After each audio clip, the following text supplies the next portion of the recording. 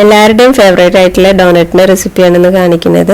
1/2 cup ഇളം ചൂടുള്ള പാലിലേക്ക് 1/2 ടീസ്പൂൺ ഇൻസ്റ്റൻറ്റ് ഈസ്റ്റും 2 ടീസ്പൂൺ പഞ്ചസാരയും കൂടി ചേർത്ത് നല്ലപോലെ മിക്സ് ചെയ്ത് 5 മിനിറ്റ് റെസ്റ്റ് ചെയ്യാൻ വെക്കുക. ഇനി ഒരു വലിയ ബൗളിൽ 2 കപ്പ് മൈദമാവും അതിലേക്ക് ആവശ്യത്തിന് ഉപ്പും ഒരു വലിയ മുട്ടയും കൂടെ ചേർത്ത് കൊടുക്കുക. ഇതിൽ നമ്മൾ മിക്സ് ചെയ്ത് വെച്ചിട്ടുള്ള പാലും കൂടെ ഒഴിച്ച് നന്നായിട്ട് കുഴച്ചെടുക്കുക.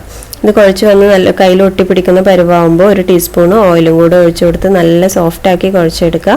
ഇനി ഇതിന് നമ്മൾ ഒരു 1.5 മണിക്കൂർ ചെറിയ ചൂടുള്ള പ്ലേസിൽ പൊങ്ങാനായിട്ട് വെച്ച് കൊടുക്കുക. ഇപ്പം നന്നായിട്ട് പൊന്തി വന്നിട്ടുണ്ട്. ഇനി ഇതിനെ നമുക്ക് പരത്തിയെടുക്കണം. ഒരു ഓയിൽ തടവിയിട്ടുള്ള സ്ഥലത്തിട്ടിട്ട് പൊടിയൊന്നും ഇടാതെ തന്നെ നന്നായിട്ട് പരത്തി കൊടുക്കുക. ഇനി ഇതിന് റൗണ്ട് ഷേപ്പായിട്ട് കട്ട് ചെയ്ത് കൊടുക്കണം. ഒരു 1/4 ഇഞ്ച് കനത്തിലാണ് കേട്ടോ പരത്തിയിട്ടുള്ളത്. ഇനി റൗണ്ട് ഷേപ്പായിട്ട് കട്ട് ചെയ്ത് കൊടുത്തതിന് ശേഷം അതിൻ്റെ സെൻറ്ററിൽ ചെറിയ ഹോൾസ് ഇട്ട് കൊടുക്കുക. അതിന് വേണ്ടിയിട്ട് ഒരു ചെറിയ മൂടി എടുക്കുക. ഞാനിവിടെ നോസിലാണ് എടുത്തിട്ടുള്ളത്. ചെറിയ ഹോൾസ് ആക്കി എടുക്കുക. നമ്മൾ ഈ ചെറിയ ഹോൾസൊക്കെ വീണ്ടും നമുക്ക് ബോൾസാക്കി പരത്തിയിട്ട് ഡോനറ്റിൻ്റെ ഷേപ്പ് വീണ്ടും ആക്കിയെടുക്കാം. ഇനി നമുക്ക് ഓയിൽ നല്ലപോലെ ചൂടായ നല്ല ലോ ഫ്ലെയിമിൽ ഇട്ട് കൊടുക്കുക.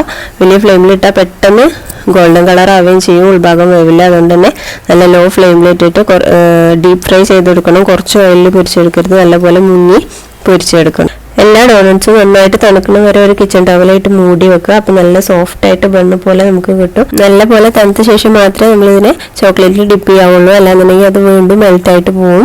ഞാനിവിടെ ഡാർക്ക് ചോക്ലേറ്റ് മെൽറ്റ് ചെയ്തതും വൈറ്റ് ചോക്ലേറ്റും ആണ് എടുത്തിട്ടുള്ളത്. അതിൽ ഡിപ്പ് ചെയ്തെടുക്കുക.